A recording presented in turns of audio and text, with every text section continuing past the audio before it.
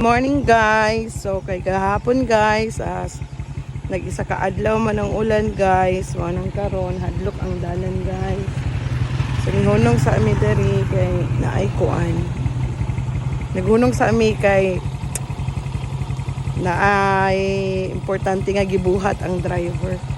So napami diri sa wa pa mi nag 1/4 sa bukid guys no. Unya, ipakita na ko sa inyo guys ang dalan kung sa kalapo kung mag-ulan. So, lagpot na po niya itong espiritu kay lapo kaayo niya, magsayo-sayo ang motor. So, talawang lugar dali guys. So, ang mga kahoy, grabe kay ka-nature kaayo. Okay?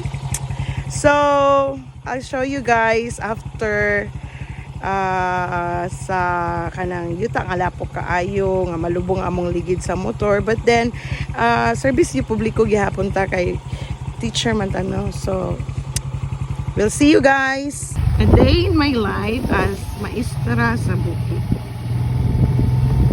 So mao ni siya maagian kada adlaw.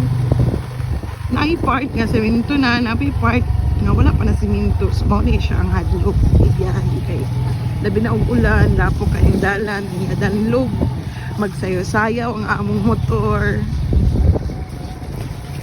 So nagi times nga matumbasag ka, pero bangon ulit, gingon nga. Pagba-down ka, kinahanglan yung bangon ka. So never give up. So mao ni siya noon, indot kayong talan-awoy.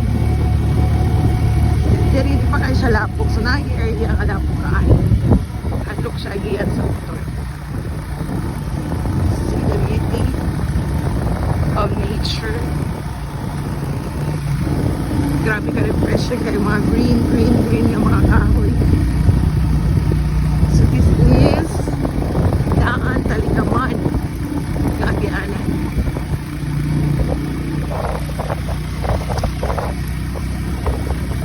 Peaceful kayo galing Agianan. Tayo po dito. Diba, lapok na siya. Kaya nagsagunso ng ulan mo ng mahadlok po po. Kaya lapok kayong dalang danlog kain. Isan pag-una sa kakuan yung spike sa inyong motor mo sayaw yun.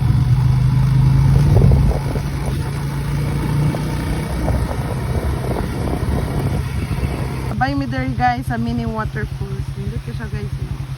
Pag muulan, kusog na siya, pero pag di ulan, hindi na siya. Mauna niya nga area guys, graphic ikalapo. Kaya sayang gitang motor. Sinami katabo.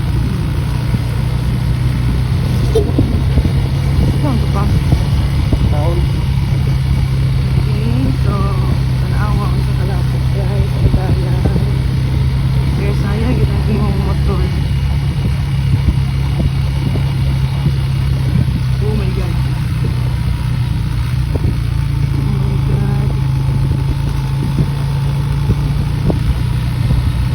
So medyo okay na nga ni diri guys. Hindi pa rin sa una nga. Super lapok na daan. Tambakan siya. Marang okay na siya.